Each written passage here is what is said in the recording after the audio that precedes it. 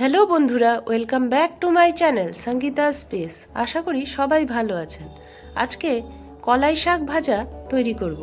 রেসিপিটার জন্য কলাই শাকের নরম অংশ বেছে নিয়েছি, তারপর পরিষ্কার জলে 2-3 বার ধুয়ে নিয়েছি। জলটা ঝরিয়ে নিয়ে শাকটাকে একেবারে মিহি করে কেটে নিয়েছি। চলুন এবার রেসিপিটা দেখে নেওয়া যাক। কড়াইতে সামান্য সর্ষের তেল দিয়ে দিলাম। এবারে নুন হলুদ মাখানো বেগুন টুকরোগুলো ভাজার জন্য দিয়ে দিলাম। বেগুনটাকে হালকা করে ভেজে নিয়ে তুলে নিয়েছি। কড়াইতে আর অল্প সর্ষের তেল দিয়ে দিয়েছি। ফোড়নে দিয়ে দিলাম একটা শুকনো লঙ্কা আর 1/2 টিস্পুন 5 ফোড়ন। কেটে রাখা শাক দিয়ে দিলাম।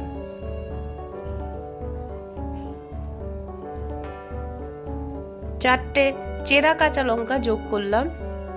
এবারে স্বাদ মতো নুন দিয়ে দিলাম। সামান্য হলুদ গুঁড়ো যোগ করলাম। শাকটাকে নেড়ে চেড়ে নিয়ে ঢাকা দিয়ে 5 থেকে 7 মিনিট লো ফ্লেমে রান্না করে নিয়েছি।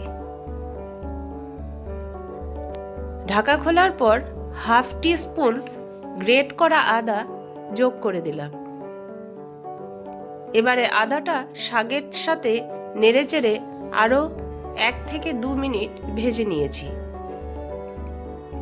তারপর ভেজে রাখা বেগুনগুলো দিয়ে দিলাম। বেগুনটাকে শাকের সাথে মিশিয়ে নিচ্ছি। বন্ধুরা, আমাকে সাপোর্ট করার জন্য আমার চ্যানেলটাকে সাবস্ক্রাইব করে পাশে থাকা বেল বাটনটা ক্লিক করে দেবেন, যাতে সবার আগে নোটিফিকেশনটা পেয়ে যান। এবারে সামান্য চিনি দিয়ে দিলাম।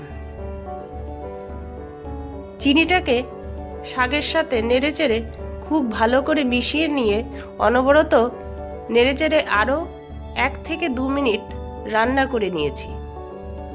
তৈরি হয়ে গেল দুর্দান্ত শাকের কলাই শাক ভাজা।